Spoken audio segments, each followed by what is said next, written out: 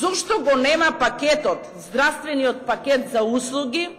Зошто не мора да се крсти това? Сакам да биде на вистина пациентите, тоа треба да го знаат. Не можете да постигнете подобро здравство, подобри здравствени услуги, ако постојано си концентрирате кај себе огромна моќ.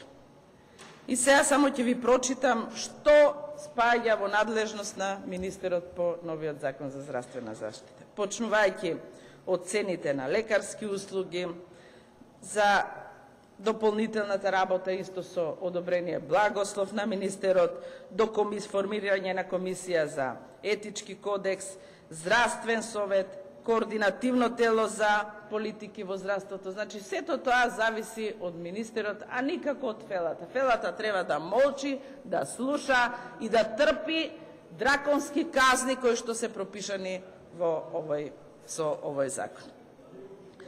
Мислам дека навистина беа дискутирани доста други прашања, јас не сакам да се повторувам со моите колеги, меѓутоа сакам да спомнам желбата на министерот за здравство да се веша дури и во ЕСНАФ-от, во комората. Прочитајте ги добро решенијата кои што се однесуваат на комората и јасно ќе ви стане дека министерот бара да биде избран председател на комората вработен во јавна здравствена установа. Мислам дека ова е надвор од ЕСНАФ-от. Знаете дека не, јас знам што ви е целта. Дури одите до таму, значи ревизија на комората да врши министерот за здравство.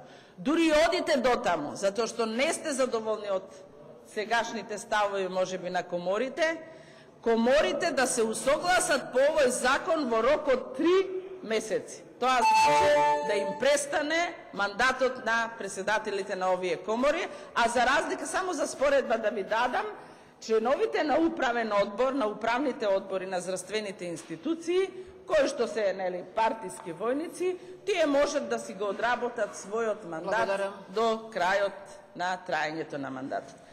Уште многу може да се зборува за слабостите на овој закон, меѓутоа времето не дозволува, и ако и синдикатот и ЕСНАФ бараат повлекување, господин министер, повлечете го или заложете се со својот авторитет, барем да има јавна дискусија по овој закон.